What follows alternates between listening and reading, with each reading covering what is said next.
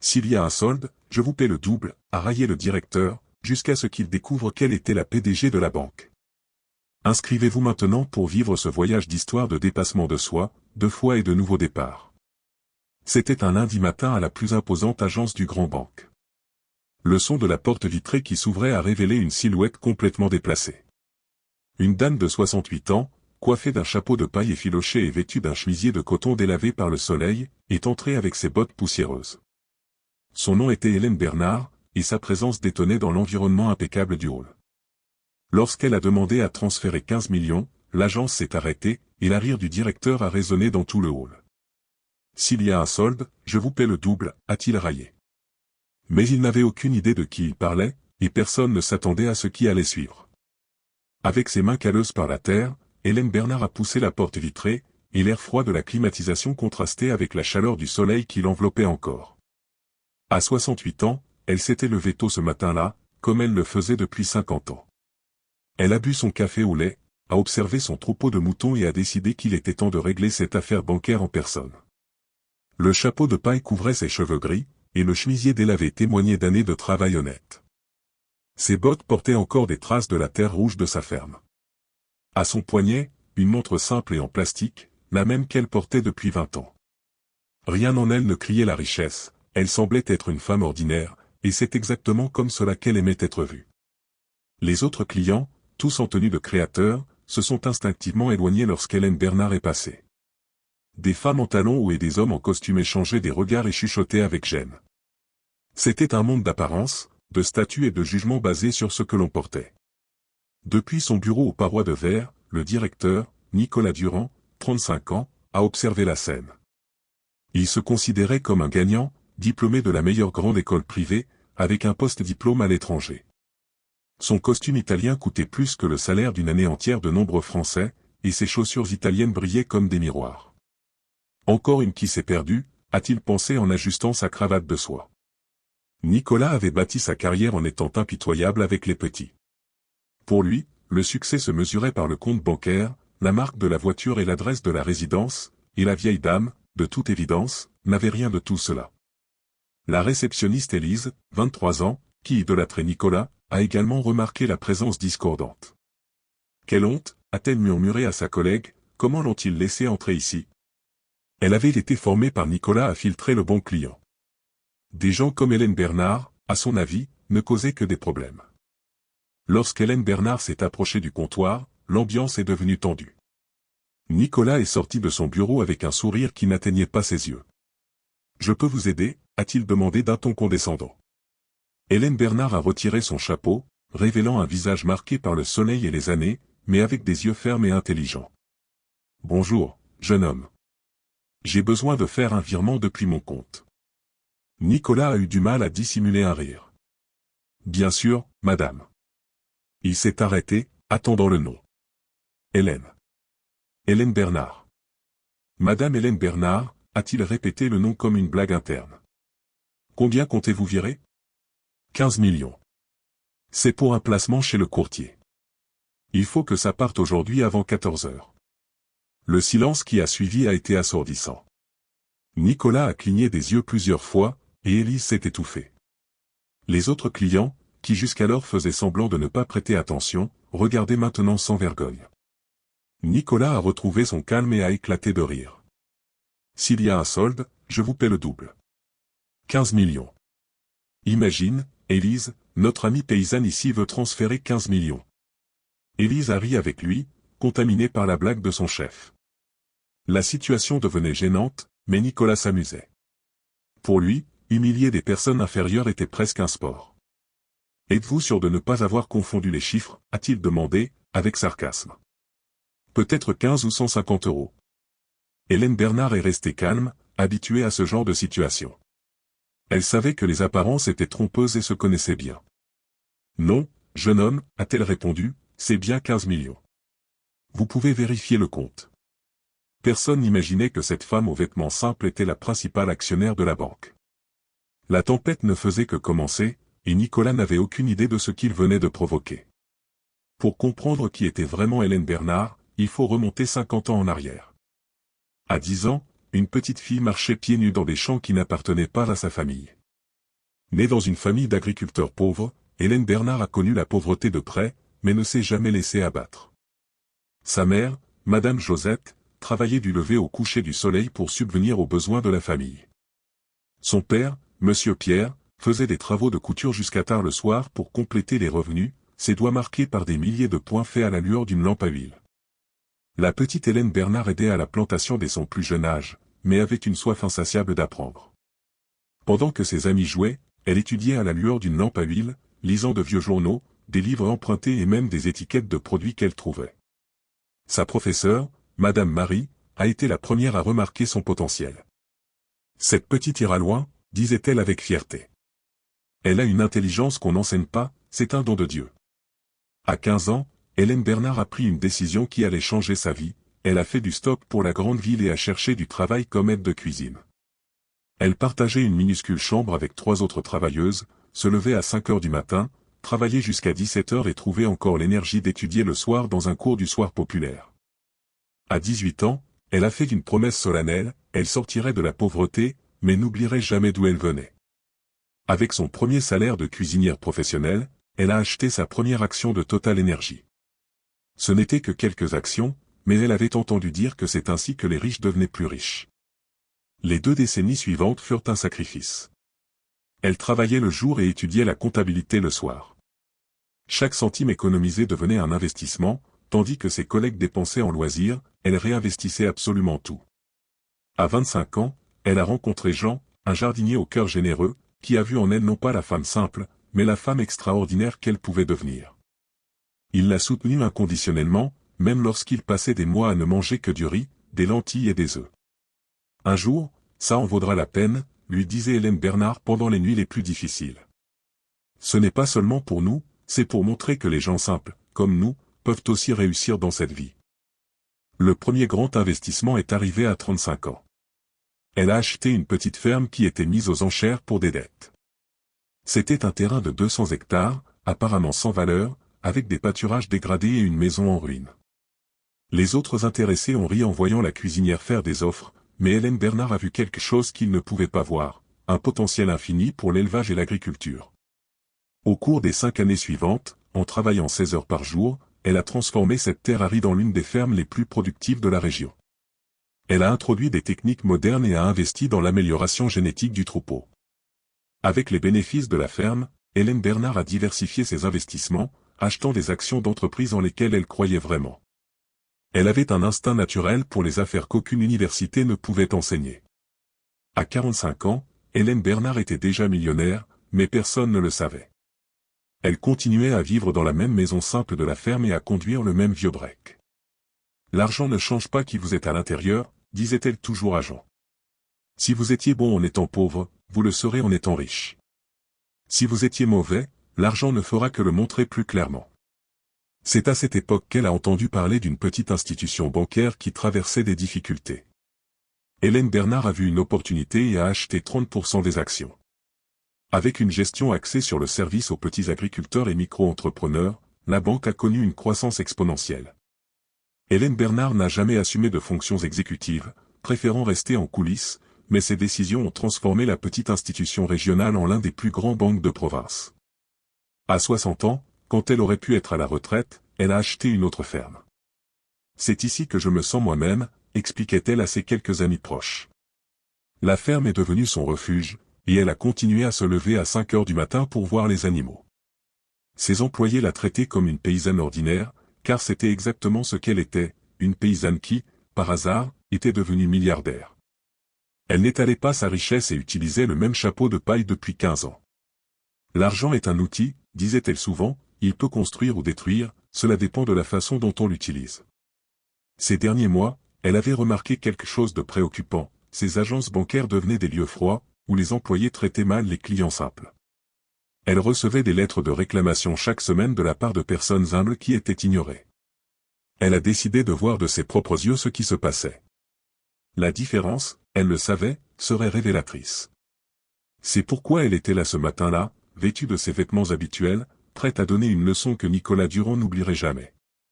Nicolas riait encore de sa propre blague lorsqu'il a décidé de transformer le moment en une démonstration de pouvoir. Pour lui, remettre les gens à leur place était une manière de maintenir la hiérarchie.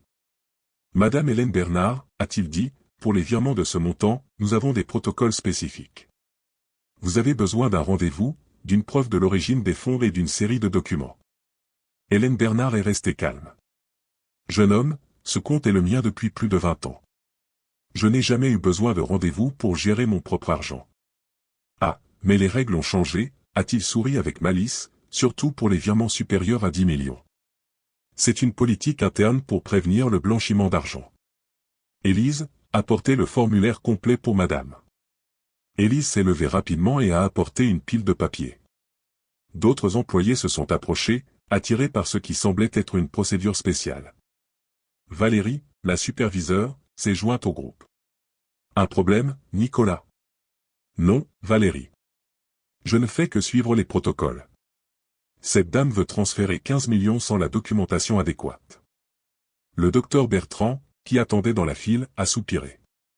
Ce genre de situation retarde le service pour tout le monde. Le docteur a raison, a approuvé Patricia, une mondaine, il existe des coopératives de crédit agricole pour ce type de clientèle. Nicolas a pris la pile de formulaires.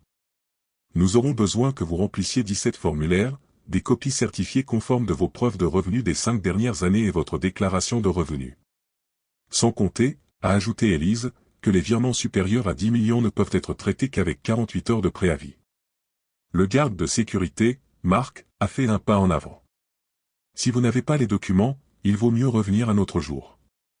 Vous causez de la gêne aux autres clients.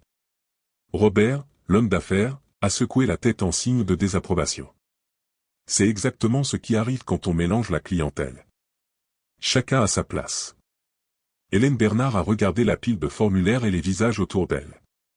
Tous s'attendaient à ce qu'elle soit intimidée et qu'elle parte gênée, mais elle connaissait très bien sa place. Jeune Nicolas, a-t-elle dit calmement, il me semble que vous créez des obstacles qui n'existaient pas lorsque j'ai ouvert mon compte ici. Ces formulaires sont-ils nécessaires pour tous les clients, ou seulement pour ceux que vous pensez ne pas mériter d'être ici? La question a tranché l'air comme une lame. Nicolas a ressenti un malaise, mais a rapidement retrouvé son arrogance. Ce sont des procédures standards, madame. Si vous aviez des mouvements réguliers de montants élevés, vous connaîtriez déjà les protocoles. C'est étrange, a-t-elle murmuré, sortant un téléphone simple de sa poche. Parce que la semaine dernière, j'ai transféré 20 millions depuis ce même compte vers une autre institution et je n'ai eu besoin d'aucun formulaire spécial. Le commentaire a provoqué un silence gênant. Nicolas a échangé des regards avec Valérie, qui a chuchoté quelque chose sur la vérification de l'historique du compte. Quoi qu'il en soit, a poursuivi Nicolas en essayant de garder le contrôle, il ne sera pas possible de traiter le virement aujourd'hui. Vous devrez prendre rendez-vous et revenir avec toute la documentation. Anaël, une employée qui observait en silence, s'est approchée avec hésitation. Excusez-moi, monsieur Nicolas. Mais si madame a déjà un historique de mouvements élevés, ne serait-il pas possible de faire une exception? Anaël, la voix de Nicolas a sonné comme un avertissement. Chacun s'occupe de sa fonction ici. Le protocole est fait pour être suivi. Hélène Bernard a rangé son téléphone et a regardé autour d'elle, voyant des employés qui se cachaient derrière des règles inexistantes et des clients qui se sentaient supérieurs. Je comprends, a-t-elle dit. Vous ne voulez pas traiter mon virement aujourd'hui, d'accord, mais j'aimerais parler au directeur régional. Nicolas a souri. Le directeur régional est en réunion à l'extérieur, mais je peux prendre votre message. Pas besoin de prendre de message, a répondu Hélène Bernard, sa voix gardant le même ton calme. Je vais attendre. Et c'est alors qu'elle a fait quelque chose que personne n'attendait, elle s'est assise dans l'un des fauteuils de la zone VIP. La situation que Nicolas pensait avoir sous contrôle a pris une dimension qu'il n'avait pas prévue. Cette dame simple n'était pas intimidée, elle se comportait comme quelqu'un qui avait tout le droit d'être là. Ce qui avait commencé comme une tentative d'humiliation se transformait maintenant en quelque chose de bien plus dangereux pour Nicolas. Hélène Bernard, assise dans le fauteuil VIP comme si elle était la propriétaire des lieux, avait retourné la situation d'une manière inattendue. Monsieur Nicolas, Valérie a chuchoté nerveusement en s'approchant. J'ai vérifié l'historique de son compte. Il y a des mouvements de millions chaque semaine. Tout est en ordre. Nicolas a senti le sol se dérober sous ses pieds. Si Hélène Bernard avait vraiment cet historique, les protocoles qu'il avait inventés se révélaient être ce qu'ils étaient vraiment, de la pure discrimination. Ce doit être un compte d'entreprise, a-t-il murmuré, elle ne doit être qu'une mandataire. Mais Élise, qui avait accédé au système, a apporté des informations qui ont glacé le sang de Nicolas. Monsieur Nicolas, le compte est bien à son nom, personne physique. Et il y a une note, client premium, service différencié. Robert, qui avait jusqu'alors soutenu Nicolas, a commencé à s'agiter. Nicolas, il vaudrait peut-être mieux résoudre ça discrètement. Résoudre quoi? A rétorqué Nicolas, sa voix commençant à montrer des signes de désespoir. Il n'y a rien à résoudre. Il y a des protocoles. Le docteur Bertrand, sentant la tension croissante, a tenté de s'éclipser discrètement, mais Patricia ne pouvait s'empêcher de regarder Hélène Bernard. Quelque chose dans sa posture, dans la façon dont elle restait calme et confiante, a commencé à éveiller une terrible suspicion dans son esprit. C'est alors que le moment que Nicolas redoutait le plus est arrivé, son téléphone a sonné, et l'écran affichait « Direction régionale ». « Allô » a-t-il répondu d'une voix tremblante. « Nicolas, c'est le directeur. Je viens de recevoir un appel étrange. Quelqu'un essaie de me contacter dans votre agence ?» Une dame nommée Hélène Bernard. Nicolas a regardé Hélène Bernard, qui l'observait avec un sourire serein. Comment cette simple paysanne a-t-elle pu obtenir le contact direct de la direction régionale? Oui, monsieur. Il y a une cliente ici qui veut vous parler. Une cliente? La voix du directeur a semblé surprise. Nicolas, avez-vous vérifié qui est Hélène Bernard? Bien sûr que j'ai vérifié. C'est une paysanne quelconque qui cause du tumulte ici. Le silence de l'autre côté de la ligne a été pesant. Nicolas, je veux que vous passiez le téléphone à cette dame immédiatement et que vous la traitiez avec le plus grand respect possible. C'est un ordre. Nicolas a senti ses mains trembler. Mais, monsieur, je ne comprends pas. Passez-lui le téléphone maintenant, Nicolas, le cri du directeur a résonné dans l'agence. Avec le visage rouge de honte, Nicolas a marché vers Hélène Bernard comme un homme se rendant à ses propres funérailles. Madame Hélène Bernard, a-t-il bégayé, tendant le téléphone d'une main tremblante. Le directeur régional veut vous parler. Hélène Bernard a pris le téléphone calmement. Allô, Philippe, comment va mon fils? La familiarité dans le ton d'Hélène Bernard a fait retenir leur souffle à tous. Je suis ici à l'agence centrale pour faire un virement, mais il semble que vos employés aient créé de nouveaux protocoles très intéressants. Pendant qu'elle parlait, une transformation visible s'opérait dans l'agence. Des employés qui riaient avant chuchotaient maintenant nerveusement entre eux. Valérie a essayé de s'approcher d'Anaël. Tu savais qui elle était, a-t-elle chuchoté. Non, a répondu Anaël, mais cela n'a pas d'importance. Elle méritait d'être traitée avec respect de toute façon. Élise a commencé à pleurer silencieusement. Marc, le garde de sécurité, a essayé de se cacher derrière une colonne, priant pour que personne ne se souvienne de ses menaces précédentes.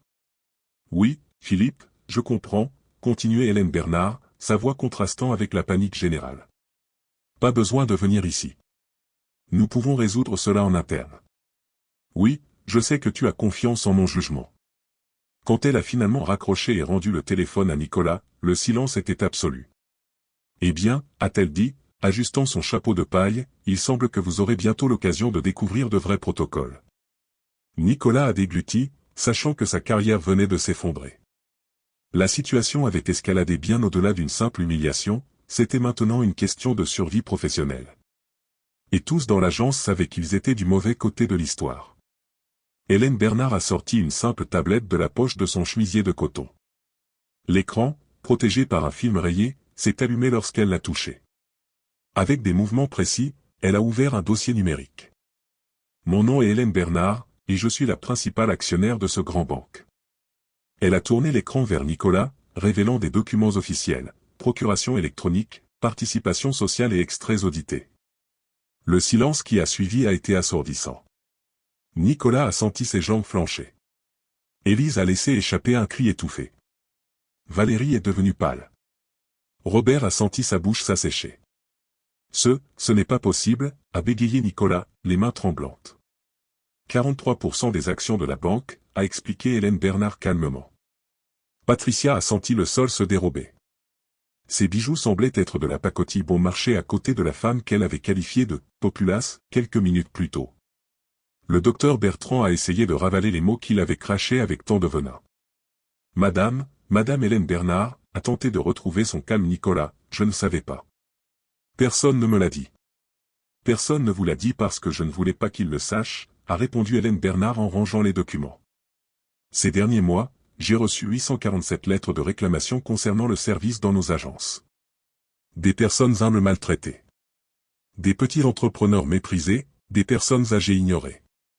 Elle a fait une pause, regardant chaque personne qui avait participé à l'humiliation.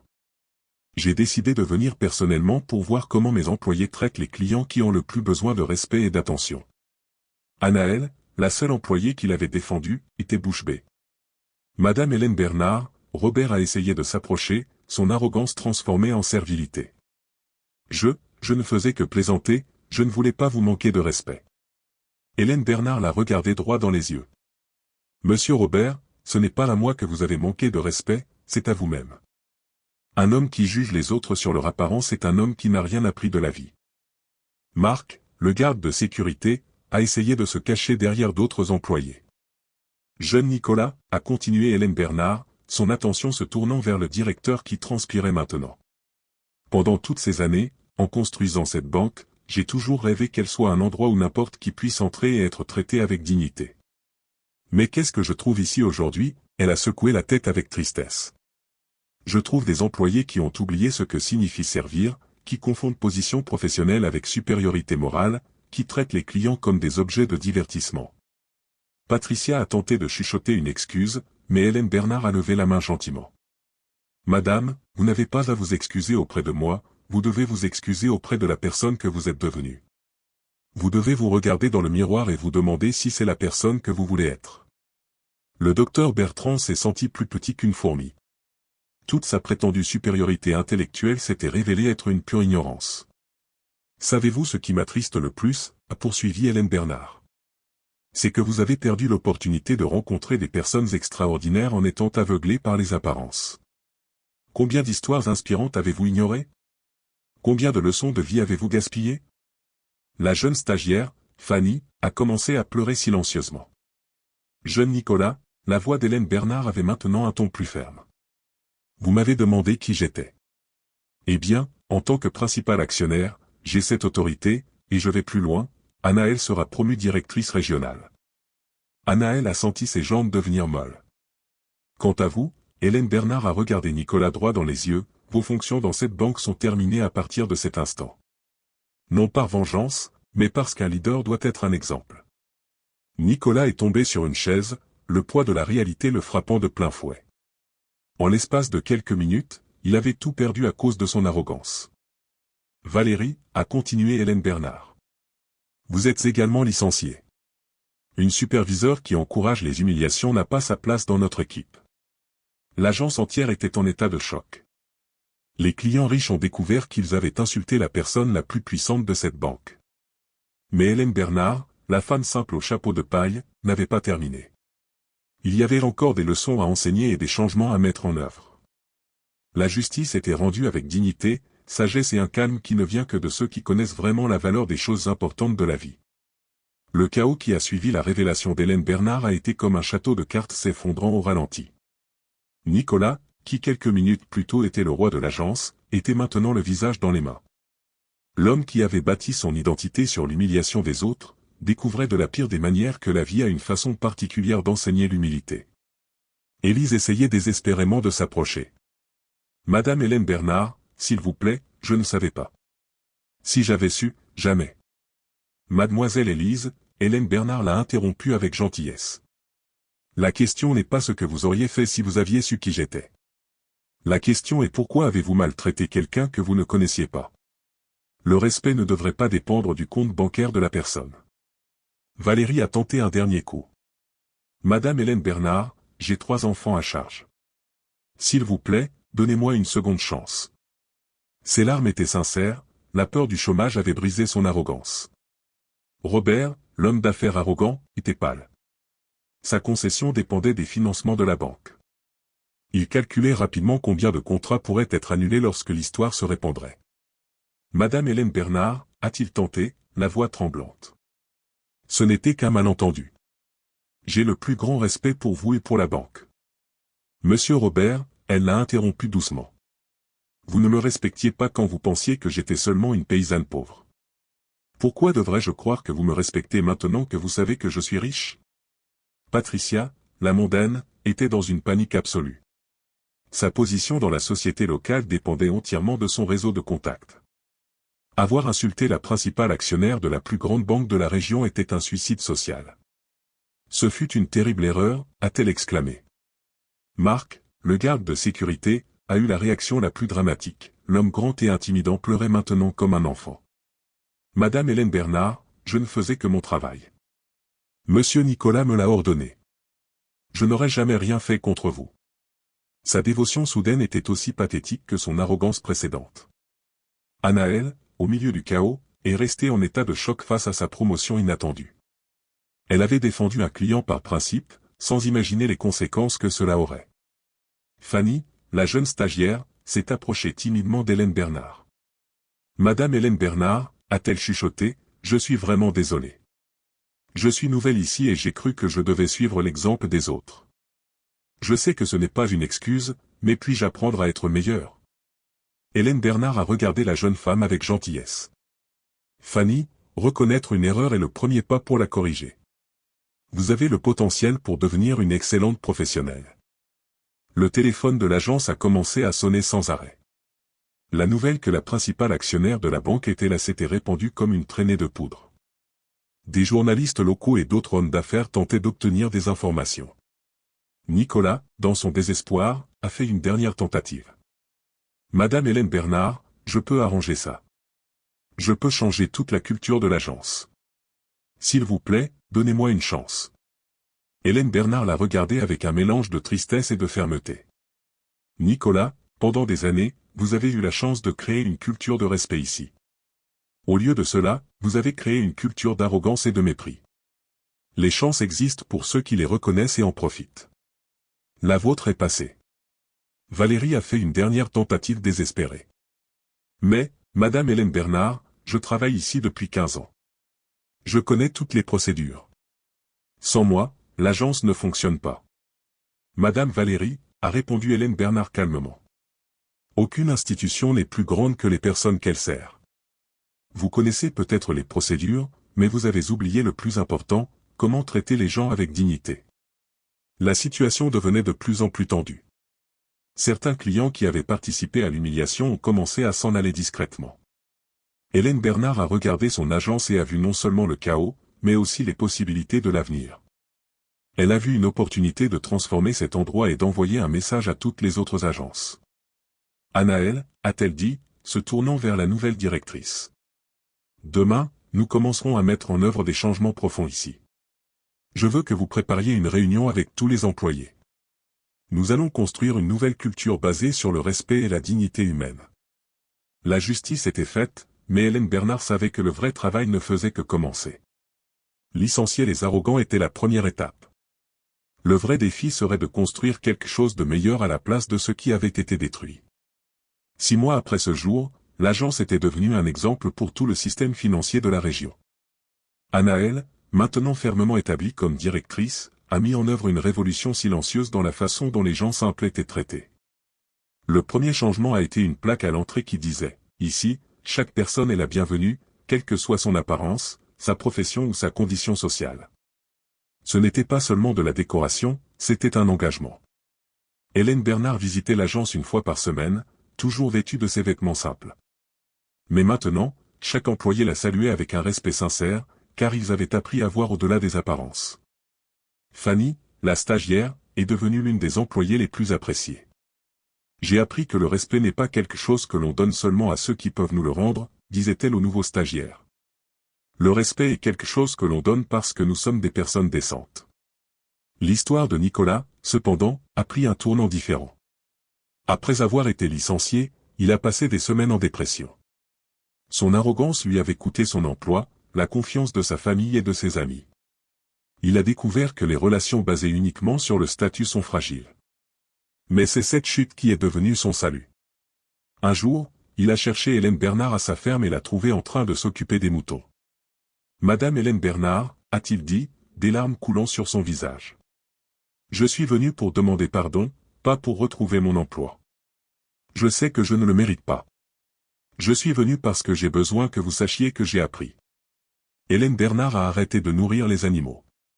Elle ne voyait plus le directeur arrogant, mais un être humain brisé qui avait trouvé l'humilité à travers la douleur. Nicolas, a-t-elle dit, le pardon est quelque chose que je vous donne de tout mon cœur, mais le plus important est que vous vous pardonniez à vous-même et que vous utilisiez cette expérience pour devenir une meilleure personne. Au cours des mois suivants, Nicolas a commencé à travailler comme vendeur dans une petite boutique, traitant chaque client avec un respect sincère. Il accordait une attention particulière aux clients les plus humbles, comme s'ils payaient une dette morale. Valérie, l'ex-superviseur, a eu plus de mal à accepter sa chute. Elle a passé des mois à blâmer les autres pour ses propres erreurs. Quand elle a finalement trouvé un travail comme caissière, il lui a fallu près d'1 an pour comprendre que l'humilité n'était pas de l'humiliation, c'était de la libération. Robert, l'homme d'affaires arrogant, a subi de graves conséquences dans ses affaires.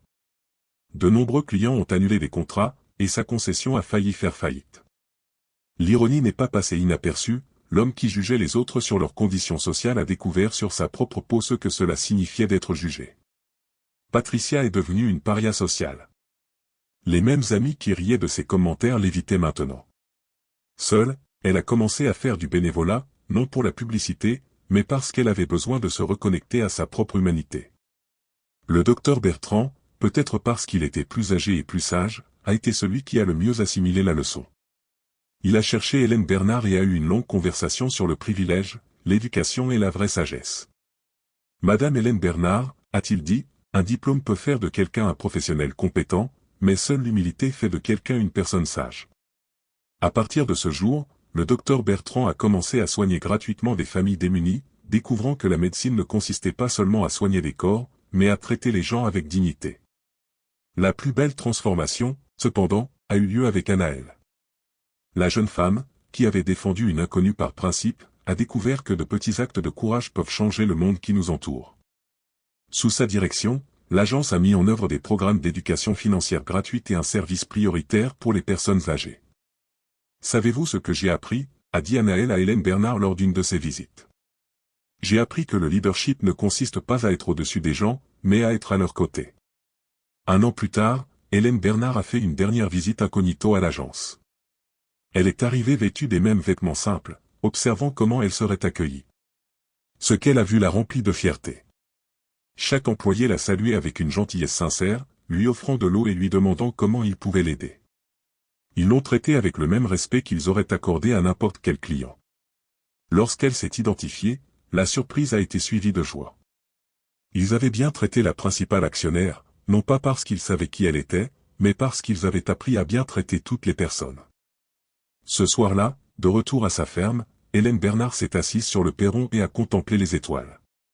Son mari, Jean, lui a apporté un café et s'est assis à ses côtés. « Cela en valait-il la peine ?» a-t-il demandé. Hélène Bernard a souri. « Plus que ça » a-t-elle dit. « Nous avons découvert qu'il est possible de changer le monde, une personne à la fois. Et parfois, tout ce qu'il faut, c'est quelqu'un d'assez courageux pour montrer que le roi est nu. » La leçon avait été apprise. La justice avait été faite, et des vies avaient été transformées. Et Hélène Bernard, la femme simple au chapeau de paille, avait prouvé que la vraie richesse ne se mesure pas en argent, mais dans la capacité à élever les autres et à créer un monde plus juste et respectueux pour tous. Abonnez-vous à la chaîne pour ne pas manquer des histoires qui émeuvent, inspirent et prouvent que rien n'est impossible à celui qui n'abandonne jamais. Et souvenez-vous, votre place est là où vous choisissez d'être, ne laissez jamais personne dire le contraire.